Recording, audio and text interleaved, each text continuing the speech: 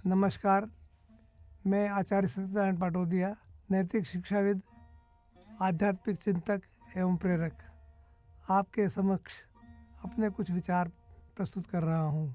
मैंने मंगलवार 2 मई 2023 से अपने भोजन में अन्न छोड़ दिया है, अर्थात अन्न ग्रहण नहीं करूँगा ऐसा संकल्प ले लिया है।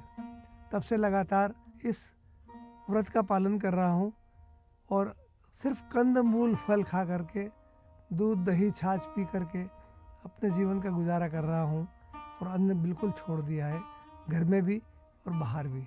मेरे कई मित्र, मिलने वाले और स्नेही स्वजन मुझसे पूछते हैं कि आपने अन्न का परित्याग क्यों किया है? क्या आपको इससे शरीर में कमजोरी नहीं आती है? तो मैं यह स्पष्ट करना चाहता हूँ कि इस 9 महीने के अनुभव में मैंने देखा और डॉक्टरी मेडिकल जांच, लेबोरेटरी जांच से पता चला कि मैं पहले से अधिक सशक्त, बलवान और स्वस्थ हो गया हूँ। अन्न शरीर के लिए आवश्यक नहीं है, साधन मात्र है, साध्य नहीं है। और मेरे अन्न छोड़ने के बाद मेरा खून का हीमोग्लोबिन भी बढ़ गया है। शरीर में कोई रोग नहीं है, शरीर स्वस्थ है, इसलिए अन्न छोड़ना मेरे लिए लाभदायक है। यह तो हुई शारीरिक बात, पर अन्न छोड़ने का मूल उद्देश्य क्या है, मैं इसको एक उदाहरण द्वारा आपको समझाना चाहता हूँ। हमारे पास मोबाइल फ़ोन होता है। इस फ़ोन में 2 चीज़ें होती है, एक हार्डवेयर और एक सॉफ्टवेयर। हमारा हार्डवेयर तभी काम करेगा जब इसमें सॉफ्टवेयर हो, और सॉफ्टवेयर तभी हार्डवेयर पर आएगा जब हार्डवेयर उसके लायक हो।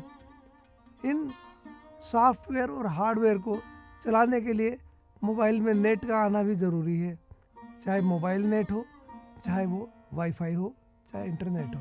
यदि नेट नहीं होगा तो मोबाइल का सॉफ्टवेयर, हार्डवेयर दोनों बेकार हो जाएंगे। इसलिए मोबाइल में 3 चीज़ों की आवश्यकता है, हार्डवेयर, सॉफ्टवेयर और नेट। हमारे शरीर में भी 3 बातों की आवश्यकता है। पंचभूतों से बना हुआ हमारा ये शरीर, पंच तत्वों से बना हुआ शरीर, हमारा मन, चित्त या बुद्धि, जो भी आप नाम देवें, अंग्रेजी में माइंड कह सकते हैं, ये सॉफ्टवेयर का काम करता है। और हमारी आत्मा जो नेट का काम करती है। आत्मा कहें, प्राण कहें, प्राणवायु कहें, कुछ भी कहें, ये नेट का काम करती है। जब तक शरीर में तीनों का संयोग रहेगा, तीनों स्वचालित रूप से काम करते रहेंगे, तब तक ये शरीर चलता रहेगा। अब देखिए, यदि आपका मोबाइल का हार्डवेयर 2G के बराबर है और आप इसमें 4G, 5G की सिम डालना चाहते हैं, तो क्या वो सिम काम करेगी? कभी नहीं करेगी, क्योंकि हार्डवेयर को भी सिम के अनुसार कंपैटिबल होना चाहिए। बिना उसके कंपैटिबल हुए हार्डवेयर काम नहीं करेगा। तो हमें क्या करना होगा? अपने हार्डवेयर को अपग्रेड करना होगा। हार्डवेयर को अपग्रेड करने के बाद ही सिम काम करेगी, अन्यथा आपको सिर्फ 2G या 3G से ही काम चलाना पड़ेगा। और जब तक अपने हार्डवेयर आप अपडेट नहीं कर पाएंगे, तब तक आपको कोई लाभ नहीं होगा। यही हमारे शरीर का सिद्धांत है।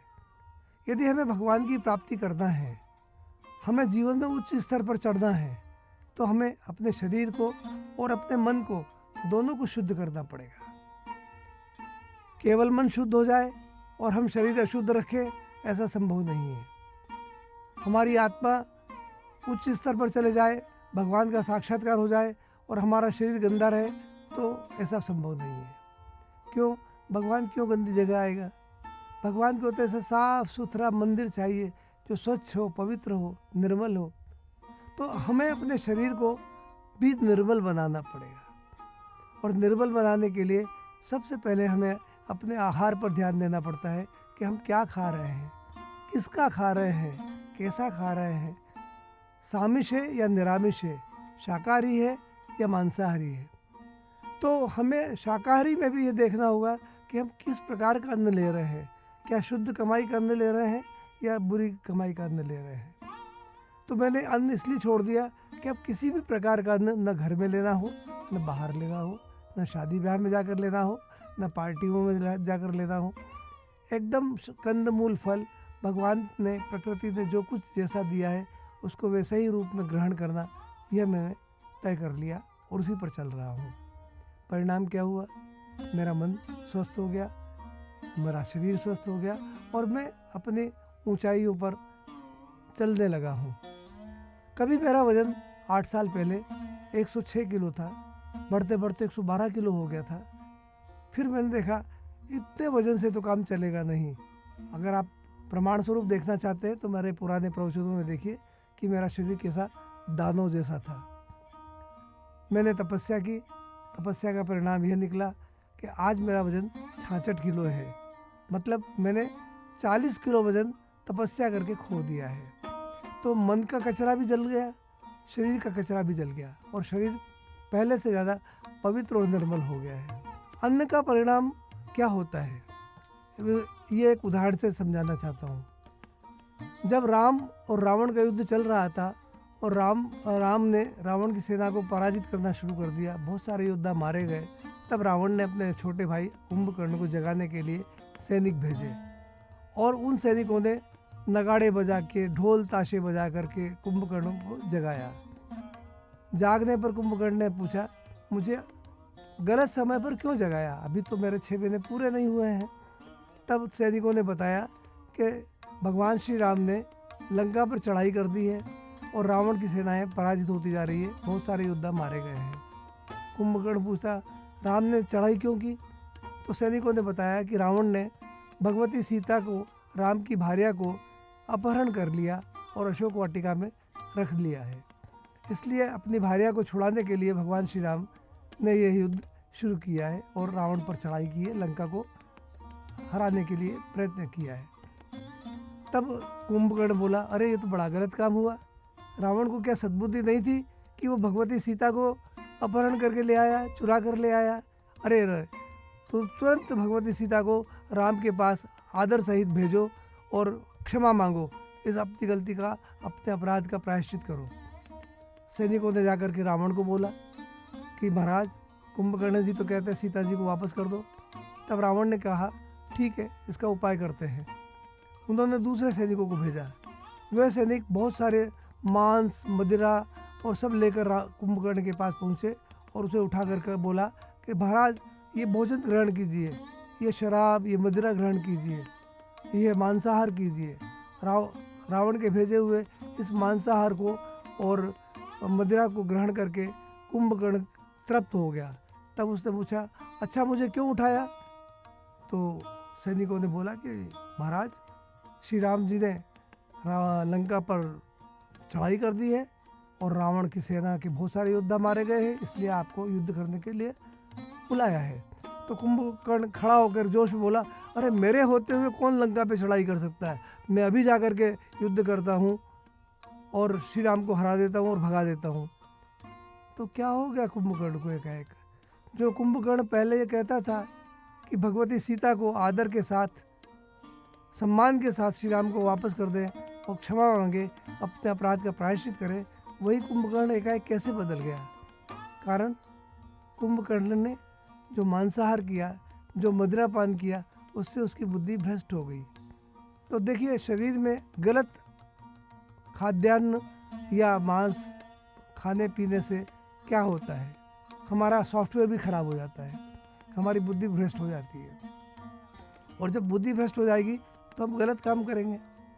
तो जैसा खाए अन्न वैसा बने मन, यह कहावत चरितार्थ होती है। हम क्या ग्रहण कर रहे हैं, कैसा ग्रहण कर रहे हैं, किस प्रकार का ग्रहण कर रहे हैं, किसके हाथों का बनाया ग्रहण कर रहे हैं, किस कमाई का ग्रहण कर रहे हैं, इन सब बातों का प्रभाव हमारे मन पर पड़ता है। तो जब हमारा तन और मन दोनों शुद्ध होगा, यह मंदिर बनेगा भगवान का, तब भगवान अपने आप प्रकट होंगे और हमें दर्शन देंगे। इसलिए मैं अपने जीवन में तपस्या कर रहा हूँ और तपस्या करने के लिए मैंने अन्न छोड़ दिया है, मन को भी शुद्ध करने की कोशिश कर रहा हूँ। इसके लिए विपश्यना साधना करता हूँ, मेडिटेशन करता हूँ, सुबह करता हूँ, शाम को करता हूँ और अपने मन को अच्छे रास्ते पर चलने के लिए प्रेरित करने के लिए संगीत की साधना कर रहा हूँ। मैं पिछले 3-4 वर्षों से गायन, वादन, कथक नृत्य सीख रहा हूँ। मैंने भातखंडे संगीत विद्यापीठ लखनऊ से मध्यमा परीक्षा उत्तीर्ण कर ली है और सन 2023 में विशारद पार्ट फर्स्ट के लिए गायन और विशारद पार्ट फर्स्ट कथक के लिए लिखित परीक्षा दी है दिसंबर 2023 में, और अप्रैल मई में मेरे प्रैक्टिकल एग्ज़ाम होंगे, तब मैं इनका प्रैक्टिकल एग्ज़ाम भी दूंगा। 1 साल के बाद विशारद पार्ट 2 करने के बाद मुझे विशारद की डिग्री मिलेगी, संगीत विशारद और नृत्य विशारद। तो मैं अपने मन को भगवान की साधना में लगाने के लिए संगीत की साधना कर रहा हूँ, और संगीत की साधना करते करते मैं भगवान के नज़दीक आऊँ और उच्च स्तर पर पहुँचूँ, यह मेरी मनोकामना है, ये मेरी भावना है। मैं अपने वीडियो बना करके आप लोगों को भेजता हूँ, आप उन्हें देखें और उनका आनंद लेवें और प्रेरणा लेवें। जब तक हम अपने जीवन में उन्नति नहीं करेंगे, शारीरिक उन्नति, मानसिक उन्नति, तब तक आत्मिक उन्नति नहीं हो सकती है।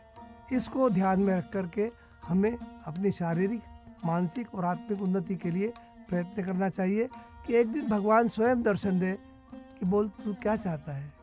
और मैं कुछ नहीं चाहता हूँ, मैं भगवान में ही शामिल हो जाना चाहता हूँ।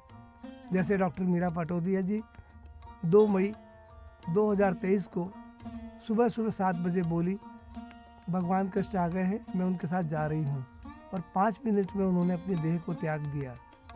न कोई आईसीयू में भर्ती होना पड़ा, न कोई वेंटिलेटर पे जीवन काटना पड़ा, न सड़ के मरना पड़ा। 5 मिनट में उन्होंने देह को त्याग दिया, छोड़ दिया, नश्वर काया को छोड़ दिया। तो उनकी ही तरह भगवान मुझे भी लेने आए, मैं भी भगवान के साथ उनके परम धाम पर जाऊं और उनके ही अस्तित्व में मिल जाऊं, ये मेरी प्रार्थना है। कई लोग कहते हैं, इसे आप और अधिक स्पष्ट करिए, आप कैसे कहते हैं कि भगवान आपको मिल जाएंगे?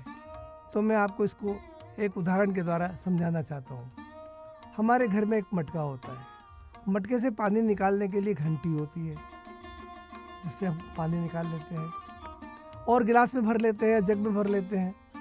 तो जब हम 1 घंटी पानी निकालते हैं और गिलास में डालते हैं तो कई बार गिलास पूरा नहीं भरता है, तो हमें दूसरी घंटी पानी निकालना पड़ता है और गिलास में डाल देते हैं। गिलास भर जाता है, आधी घंटी पानी शेष रह जाता है, वो पानी शुद्ध होता है।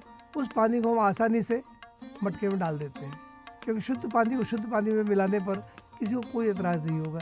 परंतु जब गिलास से हम पानी पी लेते हैं और उस गिलास का आधा पानी झूठा रह जाता है, तो क्या हम उसे मटके में डाल सकते हैं? नहीं डाल सकते हैं, क्योंकि वो झूठा पानी है। उसका क्या उपाय होगा? उसे सिंक में जाना पड़ेगा, नाली में जाना पड़ेगा, नाली से बहते बहते बड़े नाले में जाना पड़ेगा, बड़े नाले से बह करके किसी बड़ी नदी में जाना पड़ेगा, नदी से बहते बहते समुद्र में जाना पड़ेगा, समुद्र में जाएगा, वहाँ तपेगा, जब तपेगा तो वो भाप बनेगा, वाष्प बनेगा, और वाष्प बन के भाप बन के बादल बन जाएगा, और बादल फिर कहीं जाकर के बरसेगा। तो बादल से बरसा हुआ पानी शुद्ध पानी होता है। वह शुद्ध पानी वापस मटके में आसानी से डाला जा सकता है, किसी को कोई एतराज़ नहीं होगा। तो हम अपने तन, मन और आत्मा को शुद्ध करके, परिशुद्ध करके भगवत स्वरूप हो जाए, तो हमें भगवान में मिलने में कोई शंका नहीं होनी चाहिए। पर तपस्या करना ज़रूरी है, अपने आप को तपाना ज़रूरी है, तपाने के बाद ही शुद्धता आएगी। सोना भी जब आग में तपता है तब शुद्ध होता है। तो हमें तपना ज़रूरी है, तपस्या हर तरह से ज़रूरी है। तो खाने की, पीने की, विचारों की, हमारे मन में क्या विचार डाल रहे हैं हम, उनकी, और हमारी आत्मा की परिशुद्धि के लिए हमें अपने संस्कारों का क्षय करना होगा। पुराने जन्म के जो संस्कार हैं उनको धोना होगा और नए संस्कार नहीं बने, ऐसा प्रयत्न करना होगा। तो वो आत्मा परमात्मा में मिल जाती है और हम परमात्मा स्वरूप हो जाते हैं। तो यही निर्वाण का साक्षात्कार है, और यह जो निर्वाण प्राप्त होगा, ये जीते जी ही प्राप्त होगा। मरने के बाद कोई कहे कि मुझे निर्वाण मिलेगा, भगवान मिलेगा, मैं सोचता हूँ कौन आएगा बताने वाला कि उसे भगवान मिला है या नहीं मिला है। पर डॉक्टर मीरा पाटोदिया जी की तरह कोई कहे कि देखो भगवान कृष्ण तो आ गए हैं, मुझे लेने आ गए हैं, मैं जा रही हूँ, और 5 मिनट में इस नश्वर देह को त्याग दे, सुखपूर्वक त्याग दे, ये बड़े ताज्जुब की बात है, बड़े आश्चर्य की बात है। पर उनकी तरह मेरे भी प्राण निकले, ये मेरी भगवान से प्रार्थना है। डॉक्टर मीरा पटोदिया के जीवन पर मैंने एक फिल्म बनाई है, अमर प्रेम की अमर कहानी। आपके पास समय हो तो आप समय निकाल कर इस फिल्म को देखिए और देख करके राधा कृष्ण का प्रेम क्या होता है, जिसकी हम बातें ही सुनते आए, कहानियाँ सुनते आए, वो राधा कृष्ण का प्रेम चरितार्थ होते हुए साक्षात देखिए। कई लोगों ने इस फिल्म को देखा है, सराहा है, प्रशंसा की है, और कई लोगों ने तो कहा है कि उनका कोई रुका हुआ काम, कोई बिगड़ा हुआ काम भी बन गया है। इस फिल्म को देखने के पश्चात उनके जीवन में एक नई क्रांति आई है। मेरे पास तलाक के अनेक केस आते हैं सलाह लेने के लिए। पहले मैं उनको सलाह दिया करता था, पर अब मैं उनको कहता हूँ कि भैया ये फिल्म देख लो, उसके बाद आपको सलाह दूंगा। और फिल्म देखने के बाद वो आके कहते हैं नहीं, हमें तलाक नहीं चाहिए, हम तो इसी जीवन को, वर्तमान जीवन को सुख से जीना चाहते हैं और हम इसी पार्टनर के साथ अपनी लाइफ बिताना चाहते हैं, क्योंकि हमने जान लिया है कि प्रेम का मर्म क्या है, प्रेम होता कैसा है। अभी तक हमने केवल फिल्मी प्रेम देखा था, इसलिए हमारे बीच में मतभेद थे, पर अब साक्षात राधा कृष्ण का प्रेम हमने इस फिल्म में देखा है, तो अब हम क्यों अपने जीवन को नष्ट करें, क्यों हम तलाक लेवें। तो ऐसे कई केस मेरे सामने आए हैं। मैं आपसे भी प्रार्थना करता हूँ कि आप समय निकाल कर इस फिल्म को देखिए। यूट्यूब पर एक चैनल है आचार्य सत्यनारायण पाटोदिया, उसे खोलिए, आपको उस पर मेरे सारे वीडियो मिलेंगे, सारे भजन मिलेंगे, सारे वीडियो के साथ आप आनंद लीजिए और अपने जीवन को उन्नत बनाइए, सफल बनाइए। यही मेरी शुभकामनाएं है, यही मेरी मंगल कामनाएं हैं। भगवान आप सबको उन्नति के रास्ते पर ले जाए, आप निरंतर उन्नति करते रहें, निरंतर जीवन में आगे बढ़ते रहें, आपका यश दिग दिगंत में फैले, आप सुखी हों, संपन्न हों, समृद्ध हों और जीवन के हर ऊंचाई को छू ले। यही मेरी मंगल कामना है, यही मेरी शुभकामना है। आप सबका धन्यवाद कि आपने मेरी बात को सुना, और अगर आपको ये अच्छी लगी हो तो आप इस वीडियो को अपने मित्रों को प्रसारित करने का कष्ट करें। हो सकता है किसी का भला हो जाए और उसका पुण्य आपको मिले। धन्यवाद, नमस्कार, प्रणाम।